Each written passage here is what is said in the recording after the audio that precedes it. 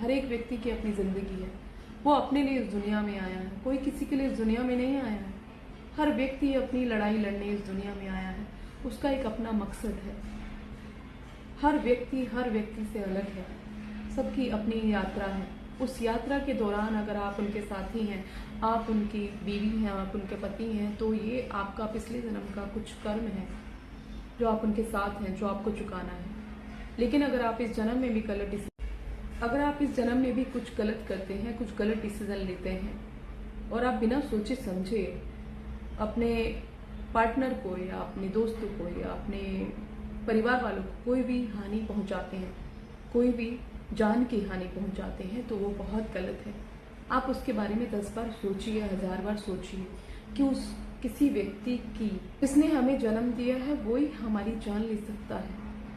किसी इंसान का कोई अधिकार नहीं किसी इंसान को टॉर्चर करे, उसकी जान ले या किसी का रेप करे।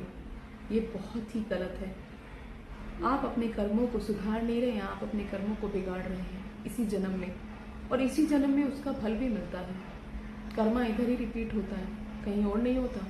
आपको स्वर्ग या नरक जाने की ज़रूरत नहीं है। आपको धरती पे ही रहकर देखना होगा, आपकी आंखें बड़ी करके, कि आपको उसका फल तुरंत मिल जाता है। आपने अगर किसी के साथ गलत किया है तो आपके साथ गलत होना ही है। अगर आपने जानबूझ के किया वो तो बहुत ही बड़ी गलती है।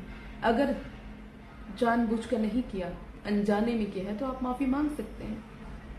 अपने अंतरात्मा में रहकर आप अपने खुदा से, अपने भगवान से माफ़ी मांग सकते हैं कि मुझसे गलती हुई है।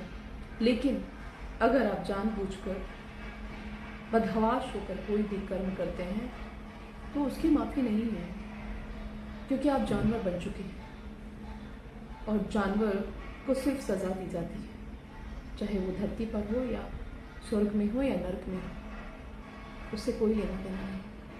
सज़ा ज़रूर मिलती है, उसके बाद आप अपनी ज़िंदगी तबाह कर रहे हैं, उस इंसान की भी और अपनी खुद की भी और 10 फैमिलियों की और। तो आप ऐसा ना करें, कोई भी गलत कदम ना उठाएं।